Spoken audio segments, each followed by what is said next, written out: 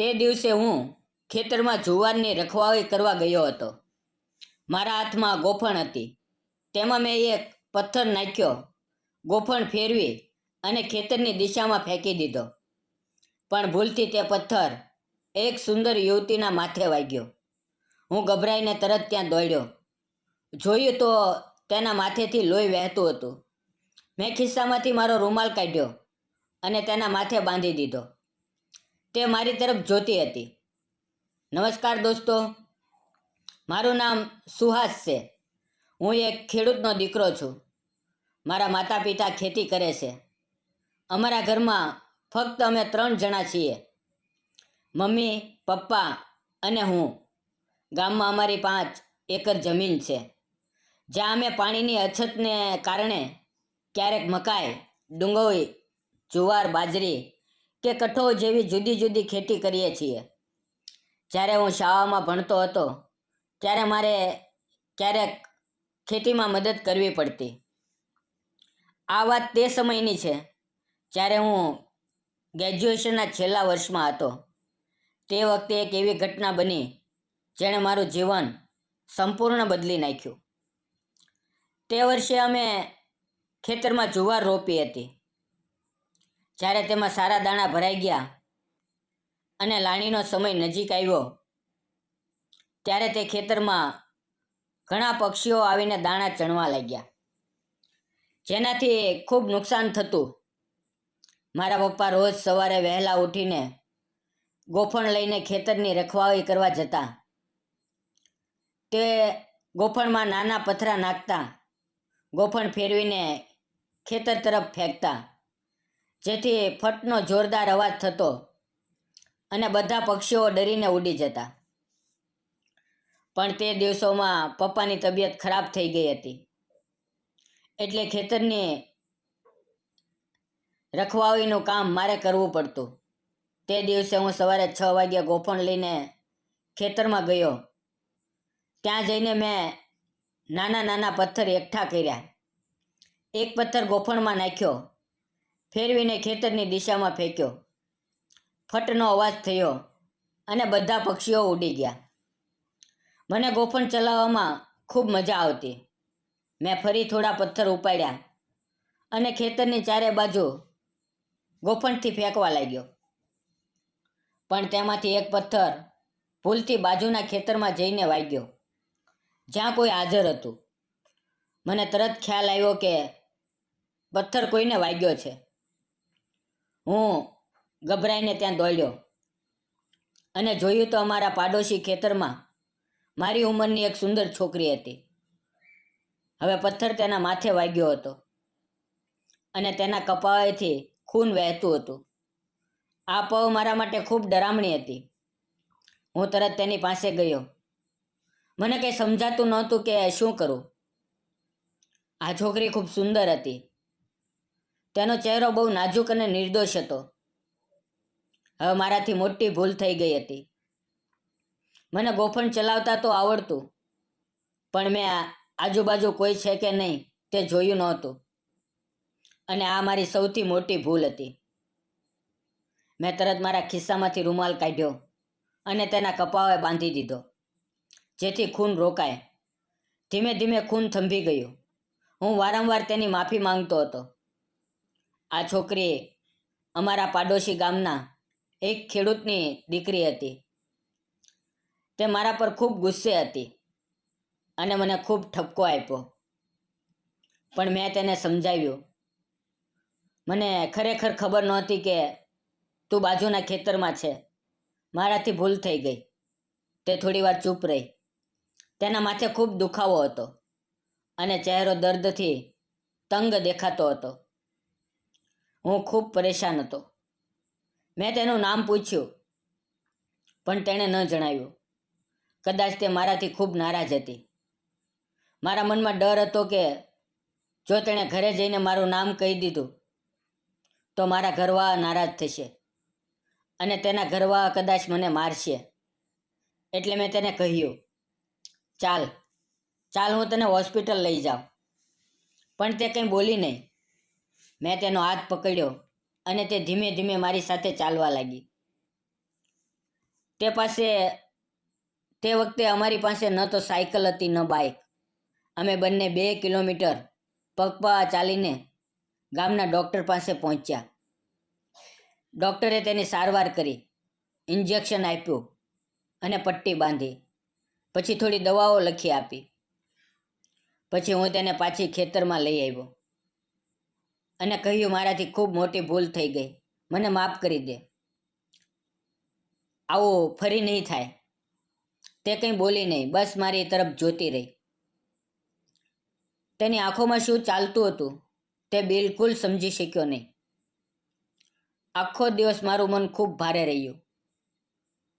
હું જે ખાવાનું સાથે લીધું હતું તે પણ ન ખાધું, કારણ કે મને ખૂબ પસ્તાવો થતો હતો. આ છોકરી પછી પોતાના ઘરે ચાલી ગઈ. આખો દિવસ તે ખેતરમાં રોકાઈ નહીં. મને હજી સુધી ખબર નહોતી કે તે ખેતરમાં શા માટે આવી હતી. કદાચ તે પણ મારી જેમ ખેતરની રખવાળી કરવા આવી હશે, પણ તેની સુંદરતા મારા મનમાં વસી ગઈ હતી. સાંજે જ્યારે હું ઘરે પાછો ફર્યો તો કોઈની ફરિયાદ આવી નહોતી. કદાચ તેણે પોતાના ઘરે મારું નામ નહોતું કહ્યું, જેનાથી મને થોડી રાહત થઈ. બીજે દિવસે હું ફરી હંમેશાની જેમ ગોફણ લઈને ખેતરની રખવાળી કરવા ગયો. પણ તે દિવસે મારું મન કંઈક બીજા જ વિચારોમાં ડૂબેલું હતું. શરૂઆતમાં મેં નક્કી કર્યું કે પહેલાં ખેતરની ચારે બાજુ ફરીને જોઈ લઉં કે ક્યાંય કોઈ છે કે નહીં, જેથી ફરીથી કોઈને ભૂલથી પથ્થર ન વાગે. હું ધીમે ધીમે આખા ખેતરમાં ફરવા લાગ્યો. ત્યાં ખેતરના એક ખૂણે મેં ફરીથી તે જ છોકરીને જોઈ.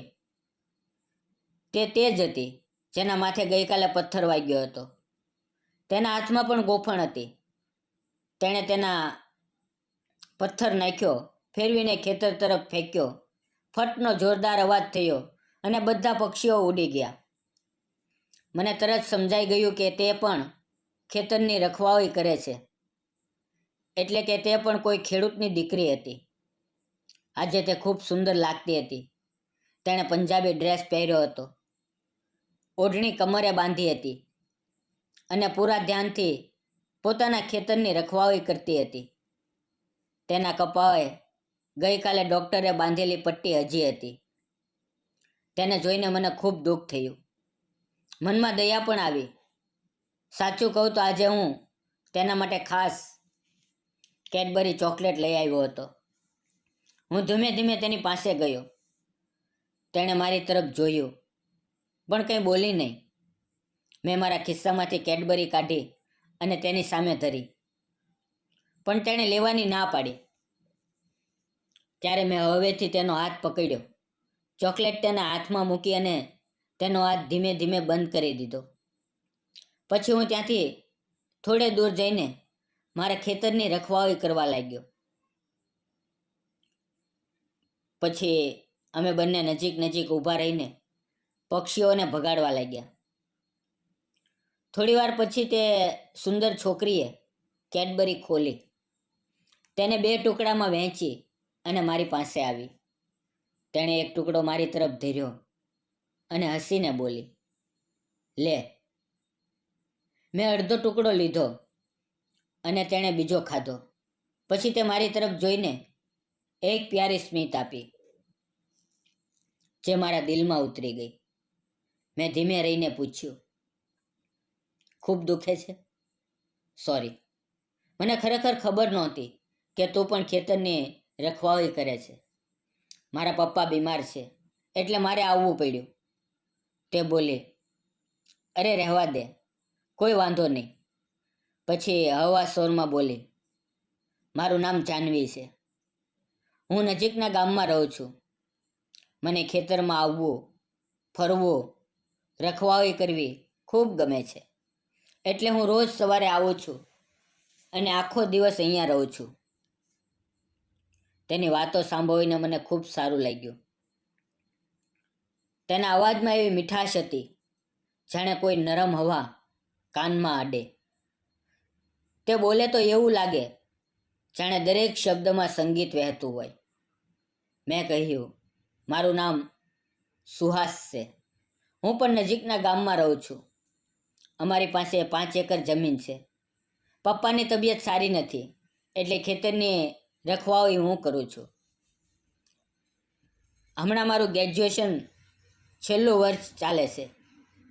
આ રીતે અમારી વચ્ચે વાતચીત શરૂ થઈ. સમય કેવી રીતે પસાર થઈ ગયો તેની ખબર જ ન પડી, અને જોતજોતામાં સવારના 10 વાગી ગયા. મેં મારું ટિફિન સાથે લીધું હતું. અમે બંને એક આંબાના ઝાડ નીચે જઈને બેઠા. તે ઝાડ પર હમણાં જ કાચા આંબા આવ્યા હતા, લીલા, ખાટા અને મોટા મોટા. અમે બંને ખાવા બેઠા, પણ તેણે ખાવાનું શરૂ નહોતું કર્યું. તે વારંવાર ઝાડ તરફ જોતી હતી. તે કંઈ બોલી નહીં, પણ તેના ચહેરાના હાવભાવથી મને સમજાયું કે તેનું મન આ કાચા આંબા ખાવાનું છે. મેં તરત તેનું મન જાણી લીધું. હું ઝાડ પર ચડી ગયો અને 4-5 આંબા તોડી લાવ્યો. અમારી પાસે છરી નહોતી, ન કોઈ બીજું સાધન. હું ઉપરથી નીચે ઉતર્યો અને તેની તરફ જોયું. તે મને જોતી હતી. કદાચ મારા મજબૂત શરીરને જોઈને તેના મનમાં કોઈ હળવી લાગણી જાગી છે. મેં એક આંબો તોડીને તેને આપ્યું અને બીજું આંબો હું ખાવા લાગ્યો, બસ દાંતથી કોતરતા કોતરતા. પછી અમે બંને સાથે ખાવા લાગ્યા. મારી મમ્મીએ રીંગણનું શાક અને રોટલી આપી હતી, જ્યારે તે બેસન અને રોટલી લાવી હતી. અમે બંને એકબીજાના ડબ્બામાંથી થોડું થોડું ખાવાનું વહેંચીને ખાધું અને વાતો કરતાં કરતાં ખાવાનું ખાધું. મિત્રો, તેનો સ્વભાવ ખૂબ પ્યારો અને સરળ હતો. મેં પૂછ્યું, તારા માતા પિતાએ કંઈ કહ્યું નહીં જ્યારે તેમણે તારા માથા પર પટ્ટી જોઈ? તે હસીને બોલી, ના. મેં તેમને કહ્યું કે પથ્થર પગ પર લપસીને પડી ગઈ, એટલે માથે ઈજા થઈ. તેણે જૂઠું બોલીને મને બચાવી લીધો હતો, અને તે જ પળ મારા મનમાં તેના માટે ઊંડો સ્નેહ અને પ્રેમ જાગ્યો. મને તે ખૂબ ગમવા લાગી. કદાચ તેના દિલમાં પણ મારા માટે એ જ લાગણીઓ ઉભરાવા લાગી હતી. અમે બંને લગભગ એક જ ઉંમરના હતા. તેણે જણાવ્યું કે તે ગ્રેજ્યુએશનના બીજા વર્ષમાં છે. તે પછી અમે ફરી પોતપોતાના ખેતરની રખવાળી કરવા લાગ્યા. તેની પાસે એક પુસ્તક હતી. મેં પૂછ્યું, આ પુસ્તક કેમ લાવી છે? તે બોલી, મને વાંચવું ખૂબ ગમે છે. તું ખેતર સંભાળ, હું ઝાડ નીચે બેસીને પુસ્તક વાંચું છું. મેં હસીને કહ્યું, ઠીક છે. તે હસી પડી અને પછી ઝાડ નીચે ચટાઈ પર બેસી ગઈ. તેની હસીનો અવાજ જાણે ખેતરની હવામાં ભળી ગયો હતો. હવે હું બંને ખેતરની રખવાળી કરવા લાગ્યો, અને તે છોકરી પણ મને વારંવાર ચોરી ચોરી જોતી રહેતી. હું પણ ક્યારેક તેની તરફ નજર નાખતો. અમારી વચ્ચે હવે એક અણકહ્યો સંબંધ બનવા લાગ્યો હતો. મને જોતા તે હસતી, અને જ્યારે તે ખેતરમાં આવતી તો આખું વાતાવરણ જાણે ખુશનુમા બની જતું. હવે અમે રોજ ખેતરમાં આવતા, એકબીજા સાથે વાતો કરતા, સાથે બેસતા, ખાવાનું ખાતા, હસતા અને એમ જ સમય વિતાવતા. તેની સાથે વાતો કરવી અને સાથે ખાવાનું ખાવું એ મારા દિવસની સૌથી સુંદર ઘડી બની ગઈ હતી. મને એવું લાગતું હતું કે જાણે જુગારની રખવાળીના બહાને કોઈ અદ્ભુત નસીબે અમને મવાવ્યા હોય. એક દિવસ બપોરે અમારું પાણી ખતમ થઈ ગયું. નજીકમાં એક કૂવો હતો, એટલે અમે વિચાર્યું કે ત્યાંથી પાણી કાઢીએ.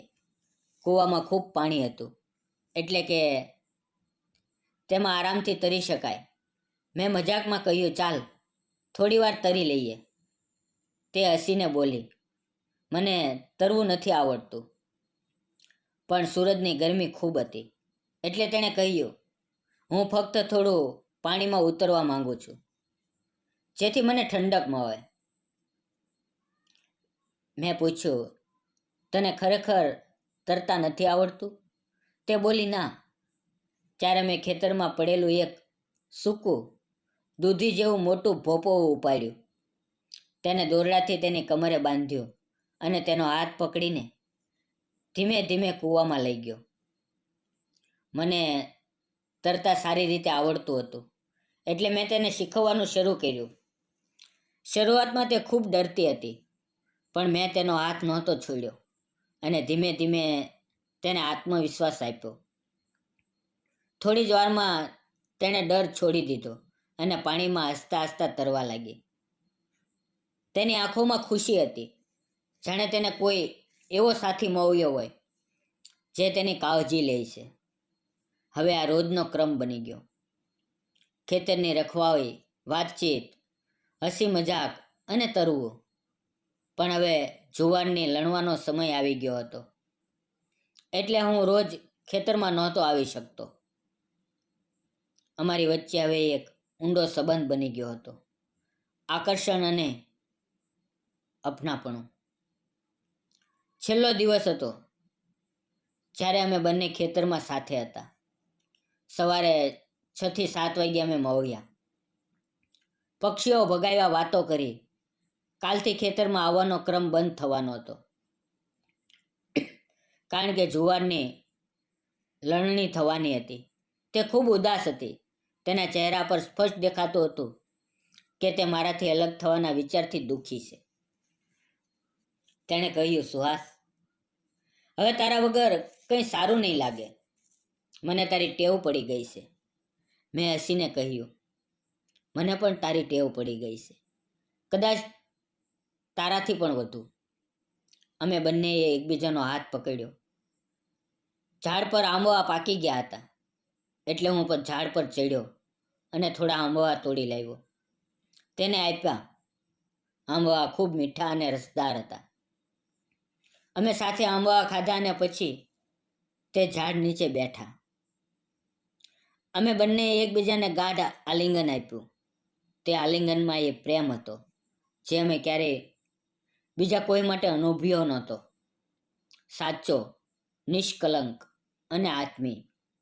તે સાંજે જ્યારે તે ઘરે જતી હતી, તેની આંખોમાંથી આંસુ વહેતા હતા.